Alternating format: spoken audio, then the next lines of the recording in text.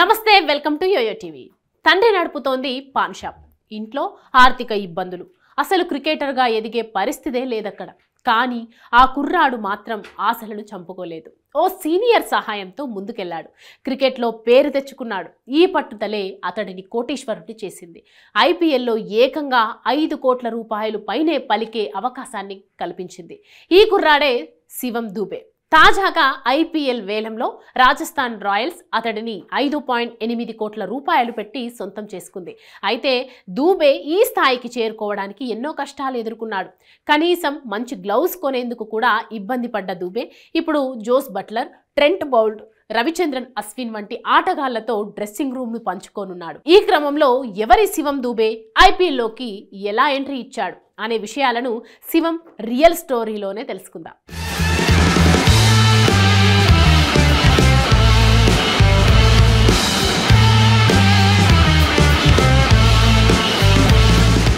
నాగ్పూర్కు చెందిన శివం 1993 జూన్ 26న దిగువ మధ్య తరగతి కుటుంబంలో పుట్టాడు. శివం దూబే వివాహం తన చిన్ననాటి మిత్రురాలు మోడల్ అంజుమ్ ఖాన్తో 2021 జూలై 16న జరిగింది. శివం దూబే దంపతులకు 2022 ఫిబ్రవరి 13న కుమారుడు అయాన్ అని జన్మించాడు. తండ్రి బద్రి ప్రసాద్ దూబే పాన్ షాప్ను నిర్వహించేవాడు. అతడి సోదరుడు ప్రైవేట్ సంస్థలో పనిచేస్తున్నాడు. వీరిద్దరి సంపాదనపైనే దూబే కుటుంబం ఇప్పటి వరకు జీవనం గడుపుకుంటూ వచ్చింది. కుటుంబం పెద్దది కావడంతో ఆ సంపాదన ఏ మాత్రం సరిపోయేది కాదు.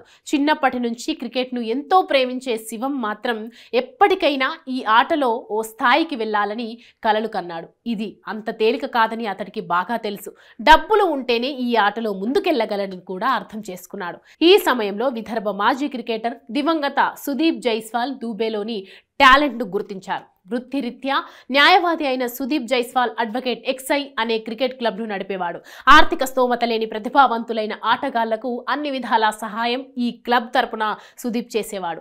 ఆటగాళ్ల శిక్షణ, టోర్నీలకు వెళ్లేందుకు అయ్యే ఖర్చులను సుదీపే భరించేవాడు.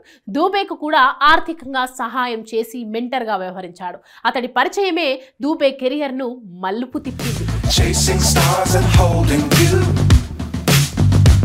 I can't see the end, but we'll see it through.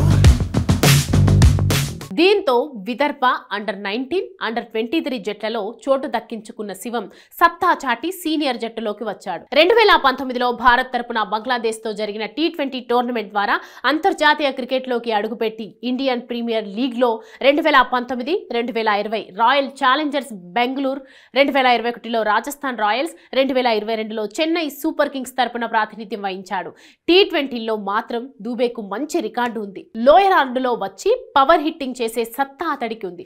Overall గా ఇప్పటి వరకు 20 T20లు ఆడాడు. ఈ 2023లో సయ్యద్ ముస్తాక్ అలీ టోర్నమెంట్ లో 7 మ్యాచ్ల్లో 222 పరుగులు చూసి ఈ లెఫ్ట్ హ్యాండ్ బ్యాటర్ అందరి దృష్టిని ఆకర్షించాడు. ముఖ్యంగా 180 పైన స్ట్రైక్ రేట్ తో పరుగులు సాధించడం దూబేకు కలిసొచ్చింది.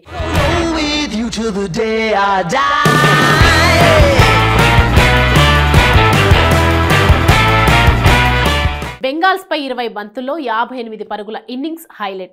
లోయర్ ఆర్డర్లో వచ్చి పవర్ హిట్టింగ్ తో పరుగులు వరద పారించగల సత్తా ఉన్న శివం ఇటీవల గువహాటి లీగ్లోనూ అదరగొట్టాడు. దూకుడుగా ఆడే శివం కోసం వేలంలో ఫ్రాంచైజీలు పోటీ పడ్డాయి. 20 లక్షల రూపాయలు కనీస ధరగా ఉన్న తన కోసం ఫ్రాంచైజీలు పోటీ పడుతుంటే శివం కూడా నమ్మలేకపోయాడట. అలా ధర పెరుగుతూ పోయి చివరికి రాజస్థాన్ ఏకంగా 5.8 కోట్ల రూపాయలతో దూబేను ఎగరేసుకుపోయింది. కనీస ధరకైనా తనను తీసుకుంటారని ఊహించని శివంకు ఇది పెద్ద జాక్పాటే.